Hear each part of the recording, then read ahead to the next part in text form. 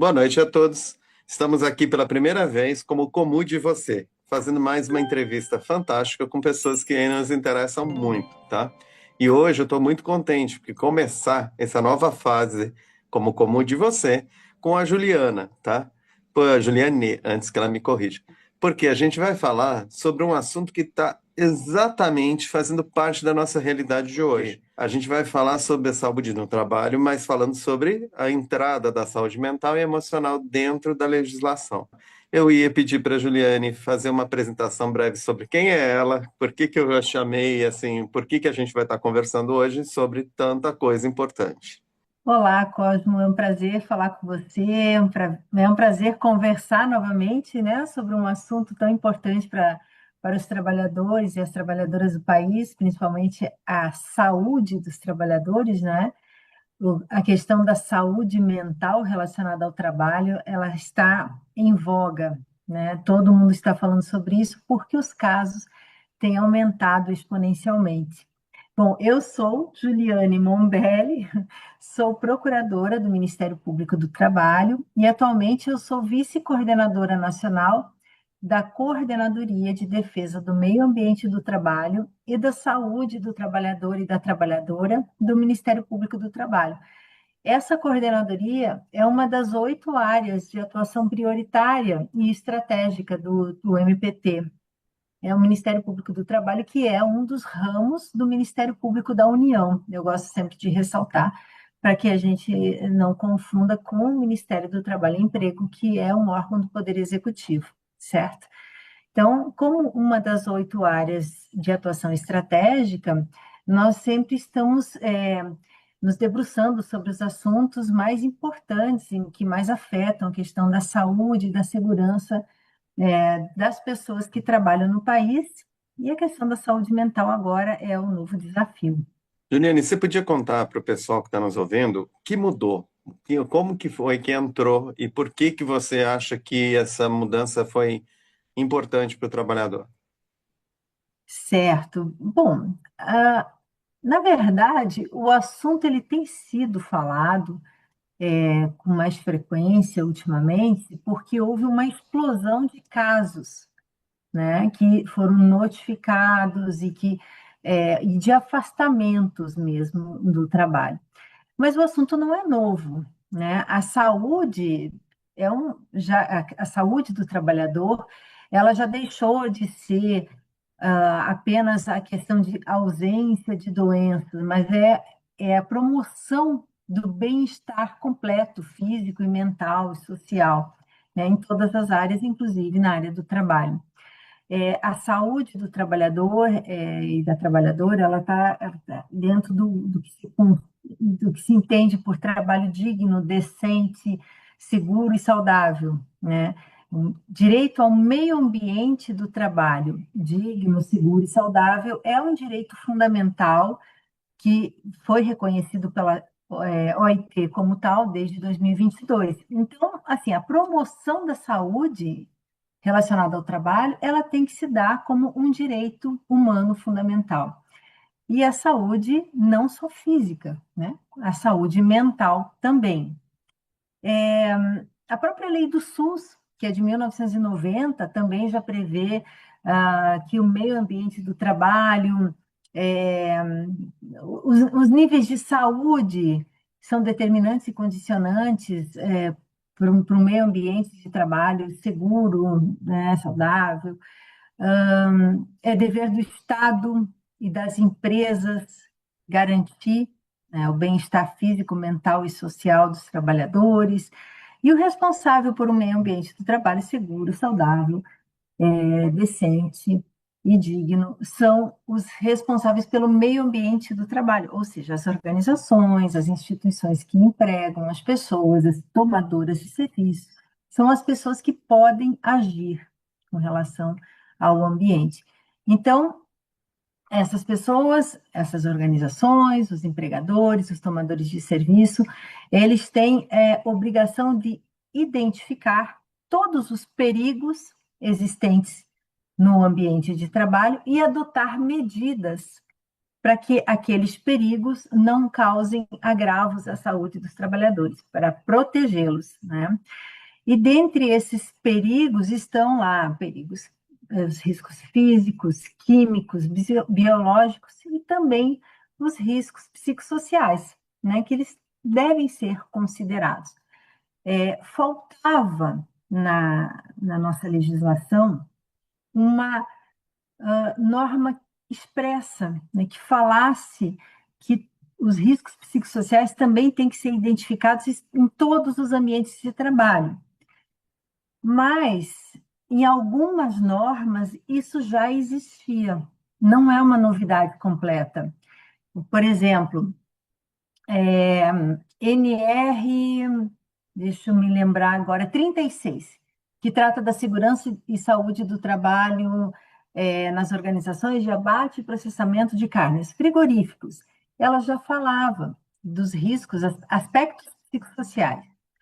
Outra NR, a 33, que fala em segurança e saúde nos trabalhos em espaços confinados. Ela já dizia que os trabalhadores designados para atividades em espaços confinados teriam que ser avaliados, têm que ser avaliados quanto à aptidão física e mental, considerando fatores de riscos psicossociais. Então, isso já estava dentro de algumas NRs. A própria NR 17 também fala em adequação, né, do ambiente às condições físicas, psicossociais, e tem um termo que agora eu não estou me recordando direito, exatamente qual é, mas também dizia, né, que as condições de trabalho têm que ser adaptadas às características dos trabalhadores. Então, não é uma novidade. Mesmo não sendo novidade, mesmo estando previsto em normas internacionais, na Constituição, como um direito, né, do trabalhador, o princípio da proteção integral dos trabalhadores, nas convenções da OIT, especialmente na 155, mesmo tendo toda essa proteção, todo esse arcabouço protetivo, os empregadores não estavam fazendo a identificação dos riscos psicossociais nos programas de saúde do trabalhador. Então, foi preciso que a comissão tripartite paritária permanente, que é uma instância do poder do Ministério do Trabalho, mas ela acontece de forma tripartite, bancada dos trabalhadores, bancada dos empregadores e bancada do governo, deliberasse para construir uma alteração da NR1, a norma regulamentadora número 1, para inserir na norma regulamentadora número 1 a obrigação de identificar os riscos psicossociais e, posteriormente, adotar medidas para promover a saúde do trabalhador, para enfrentar aqueles riscos e não permitir o agravo à saúde. Muito bem. Essa portaria, incluindo essa medida, foi publicada o ano passado e determinou que a partir de uma vacatio legis, né, uma espera de 9 meses, a partir de 26 de maio desse ano, todos os programas de gerenciamento de riscos deveriam conter, né, essa previsão de identificação dos riscos psicossociais e medidas para seu enfrentamento. É essa a notícia que se tinha, né? Que então, 26 de maio ia entrar em vigor essa exigência. Bom, no final de abril, devido a muitas dúvidas, incertezas, né, de quais seriam os riscos que teriam que ser identificados, o que deveria ser feito, o que eram exatamente esses riscos, quais seriam as medidas e as ferramentas, né, para aplicação. Os representantes ou instituições dos empregadores foram ao Ministério do Trabalho e pediu o adiamento da norma, da vigência da norma. Num primeiro momento, o Ministério do Trabalho disse que a norma valeria, sim, teria vigência, mas não haveria a punição dos empregadores. As fiscalizações seriam apenas orientativas. Mas houve uma reviravolta, houve uma novidade. no dia 15 de maio, né, sexta-feira passada, foi publicada uma portaria onde o Ministério do Trabalho prorrogou o prazo de início da vigência da norma. Então, agora ela não tem mais vigência, ela não foi derrogada, ela não foi retirada da NR1. Essa exigência ela continua na NR1, mas o início da vigência foi prorrogado para 2026, por um ano. Essa é a novidade da semana passada para cá, certo? Então, agora a gente, assim, a fiscalização do trabalho, ela tem que aguardar por um ano para iniciar as fiscalizações, para verificar se os programas de gerenciamento de riscos e os programas de saúde do trabalhador contêm essa previsão, essa identificação dos riscos psicossociais e as medidas para o seu enfrentamento. Então, esse é o cenário, né? Para não ficar falando, estendendo, mas assim, já te adianto, para nós, o Ministério Público do Trabalho, essa alteração normativa, ela não influencia na nossa atuação. Nós entendemos que, como todos os riscos existentes na atividade, eles têm que ser identificados e tem que haver medidas para proteger a saúde dos trabalhadores, esses riscos psicossociais já devem constar nos programas de gerenciamento de riscos. Não é necessária uma previsão expressa numa norma quando a gente já tem essa exigência na Constituição Federal, lá no princípio, né, de redução dos riscos inerentes ao trabalho, na Convenção 155 da OIT, em outras disposições. Eu acho, Juliane, que ele era mais um reforço, né? Era como se dissesse assim, olha, nós vamos colocar nas normas para dar um reforço, porque exatamente, eu queria que você falasse um pouco para a gente, porque assim, nos últimos anos, a estatística do problema é que tem assustado muito. Então, é mais pela necessidade do que até pela legislação. É isso mesmo, as necessidades estão fazendo com que uma lei que, na realidade, já existe por estar na Constituição, na realidade, ela já existe, é só que o cumprimento dela vai ter que ser um pouco mais austero, porque realmente a quantidade está sendo muito alta, é isso? Eu penso que assim o adoecimento mental, né, o agravamento, agravos à saúde mental relacionado ao trabalho, sempre existiram, mas de um tempo para cá, de fato, né, tem havido um aumento exponencial. Iniciou muito com a pandemia, né, da Covid. A ansiedade passou a tomar conta, né, do mundo do trabalho e muitos fenômenos simultâneos tomaram os trabalhadores de surpresa, né? Tudo muito dinâmico, muito rápido. Por exemplo, a inteligência artificial que veio automatizar o trabalho, teletrabalho, que é um fator também, de certa forma, de isolamento do trabalhador, porque tem as suas vantagens de deixar o trabalhador em casa, mas as desvantagens do isolamento, do afastamento do convívio social, a própria pandemia, com as questões todas de ansiedade, de incerteza, a pejotização, que é um fenômeno muito recente e que aumentou muito rapidamente, traz uma grande incerteza sobre o futuro, né? Tudo isso, todos esses fenômenos conjugados estão tomando de assalto, né, as pessoas que trabalham no país. E isso aumentou, fez com que aumentasse o número de afastamentos por agravos à saúde mental. As pessoas estão tendo que enfrentar muitas situações adversas ao mesmo tempo, né? E muitos outros que a gente pode citar, fenômenos climáticos relacionados às alterações do clima, né? As mudanças climáticas, fenômenos como enchentes, desabamentos, secas prolongadas, tudo isso a gente pode dizer que estão surgindo e estão se relacionando com o trabalho, que afinal a grande maioria das pessoas é um sujeito trabalhador, né? Uma pessoa trabalhadora. O trabalho é como que uma segunda identidade do indivíduo, né? Aquela identidade que faz com que a pessoa tenha meios de sobrevivência. Então, o trabalho é um fenômeno muito importante na vida das pessoas. Então, tudo isso aliado também a uma situação de que, até pouco tempo atrás, o adoecimento mental era um estigma muito grande, né? As pessoas evitavam relatar, noticiar, escondiam ao máximo, né? Evitavam falar sobre isso.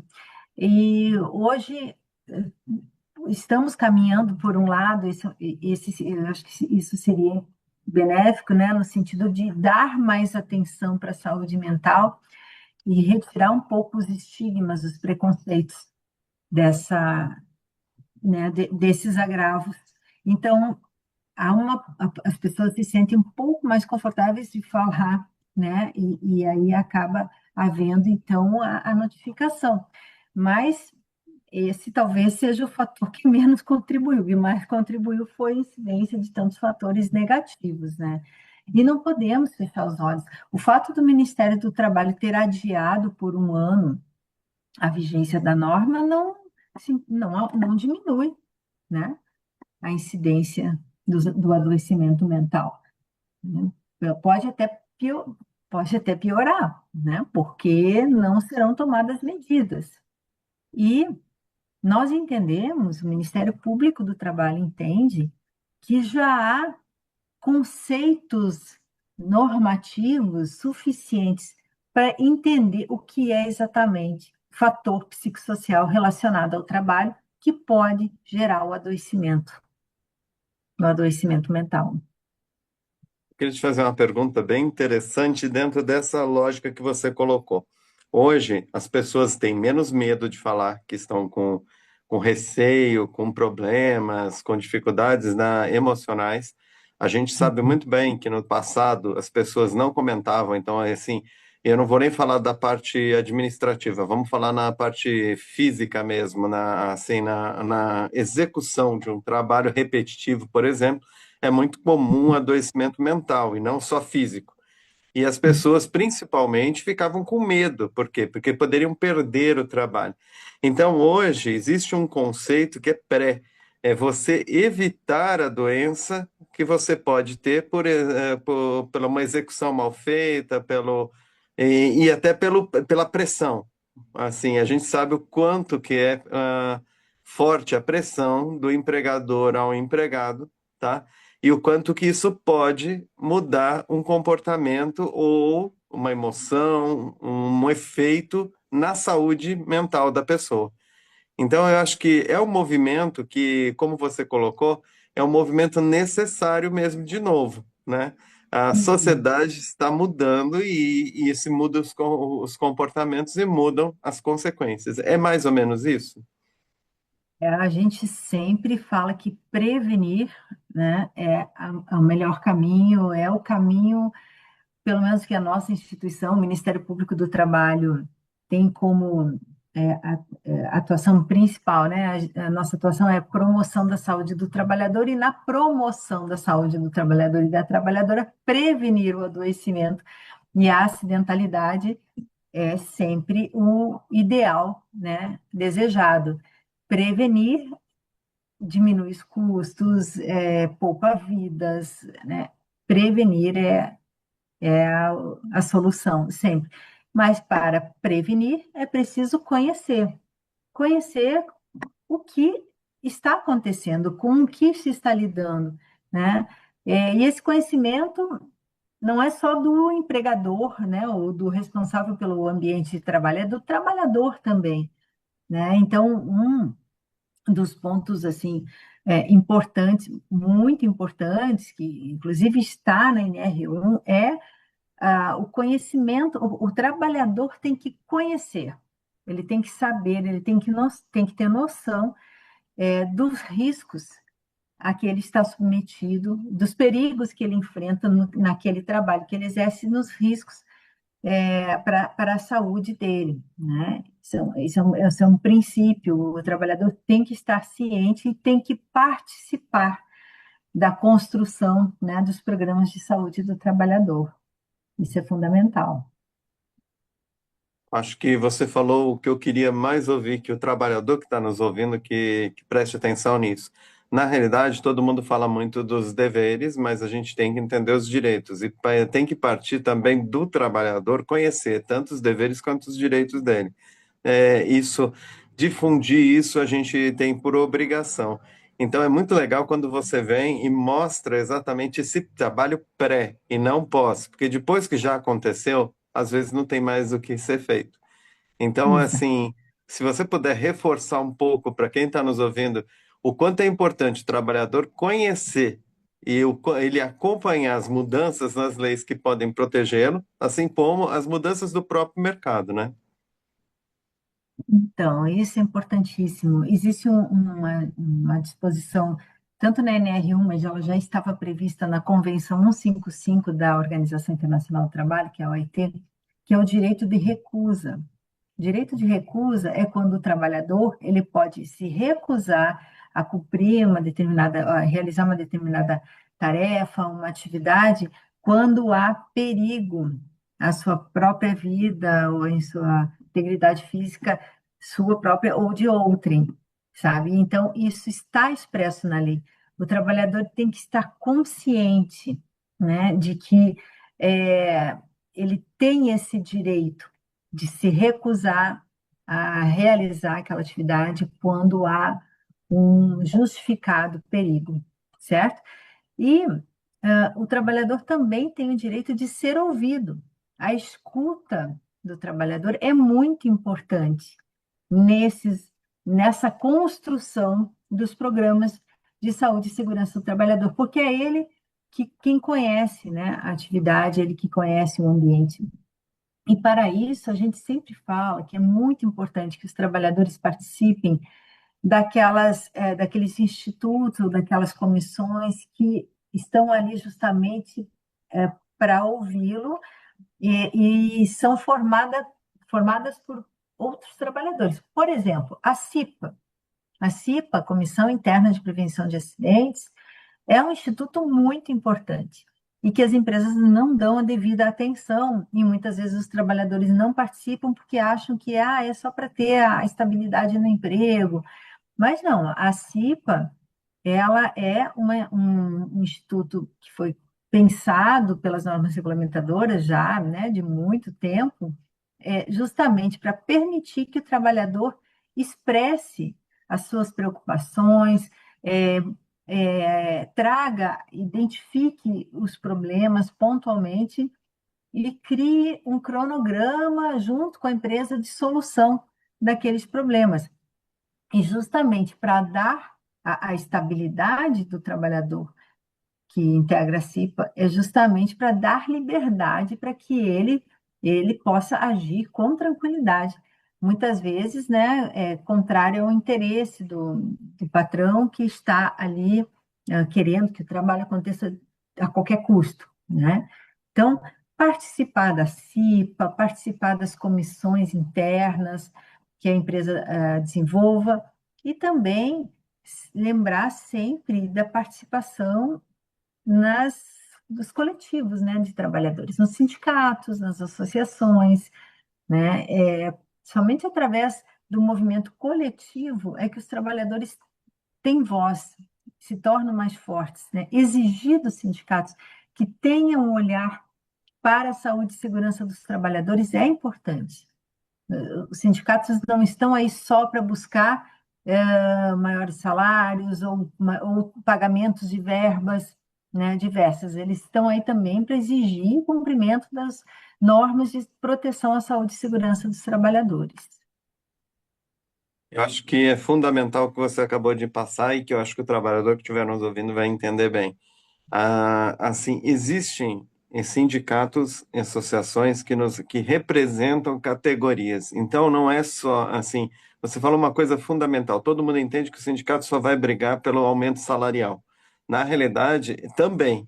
mas assim, as condições de trabalho, quem tem que nos defender e que tem que nos representar são exatamente essas comissões, essas associações e esses sindicatos.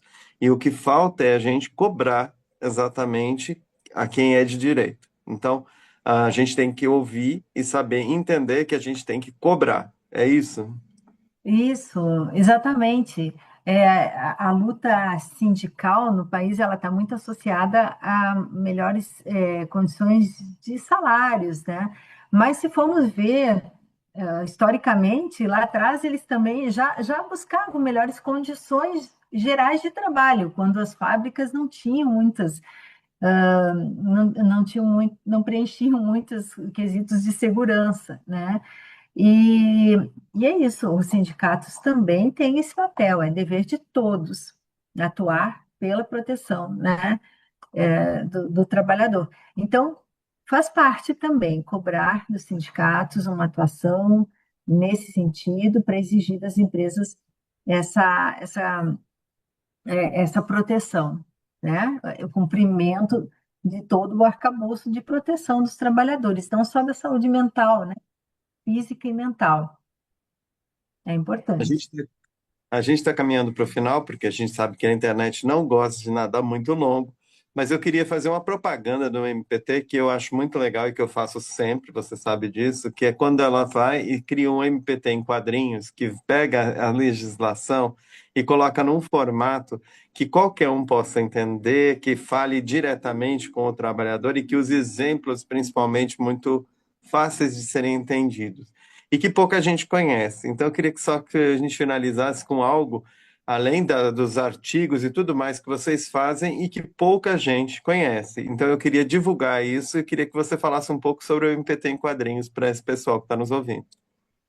Esse projeto é um projeto muito bacana, que eu tenho um carinho especial. O MPT em quadrinhos tem várias edições, já são mais de 80, e cada uma das edições ela trata de um tema, de uma forma lúdica e de fácil compreensão, através de desenhos, personagens, né? Então, nós temos uma revistinha que é exatamente sobre saúde mental no trabalho, que, se não me engano, é o número 16, e ela vai explicar de uma forma bem simples, didática, essa questão, essa temática para os trabalhadores, e é um material que pode ser usado para conhecimento, para a própria pessoa se, né, poder conhecer mais sobre o assunto, mas também por profissionais de saúde e segurança no trabalho, em campates, em reuniões, né?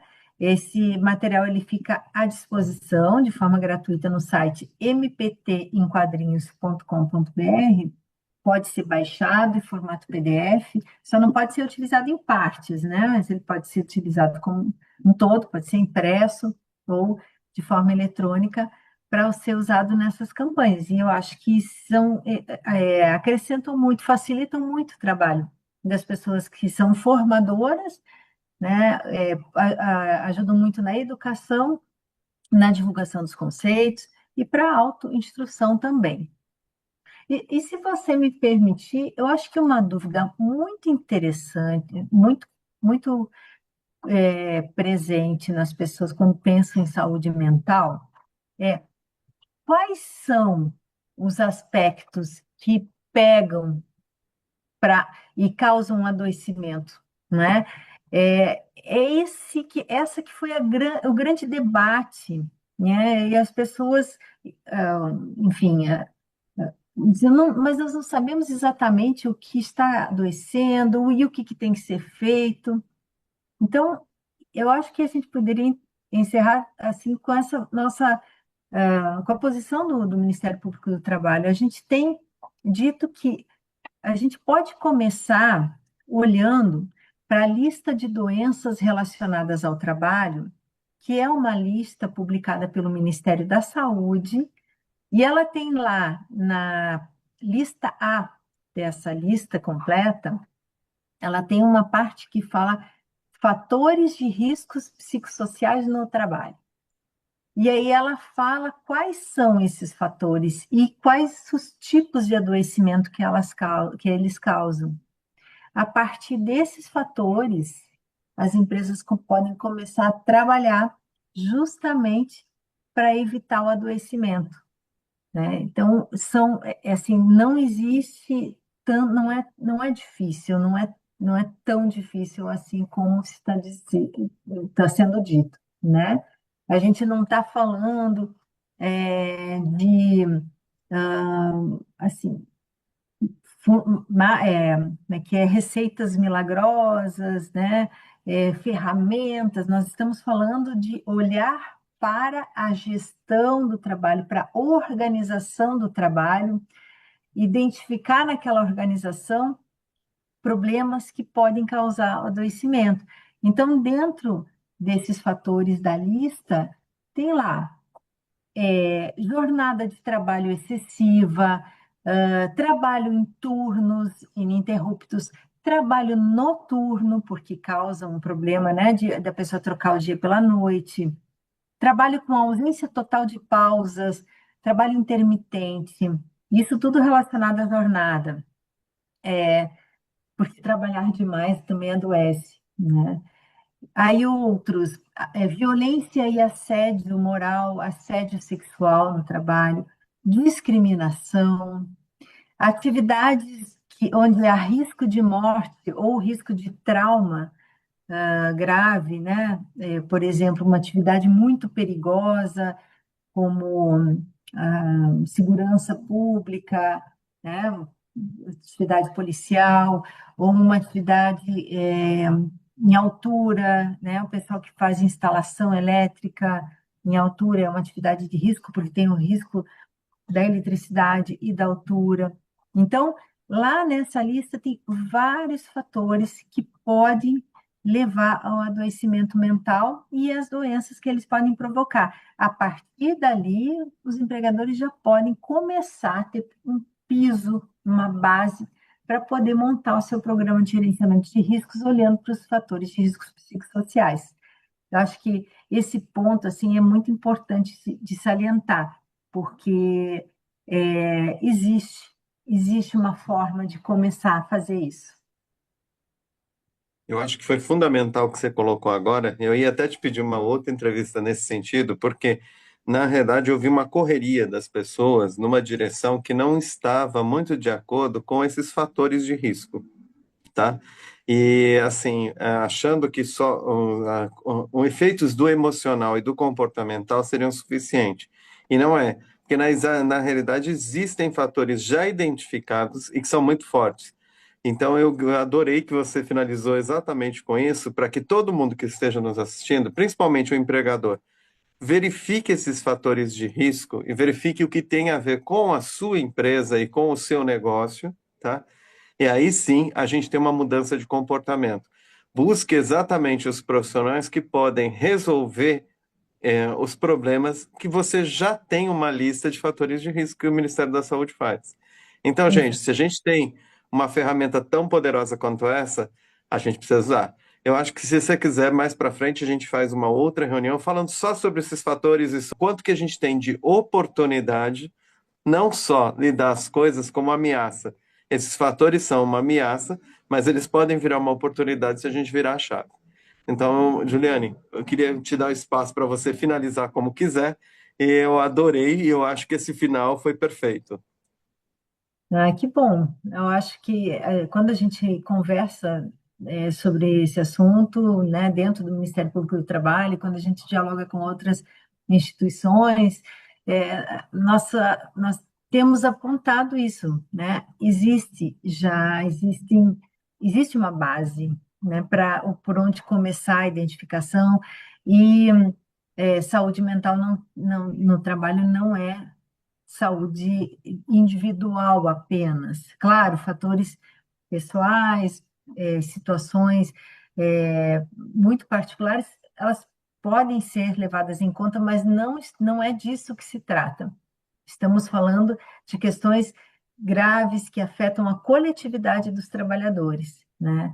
E um dos pontos que mais afeta é essa quantidade absurda de horas trabalhadas e tempo à disposição do empregador, gerando uma coisa puxando a outra, gerando assédio, pressão por metas, né?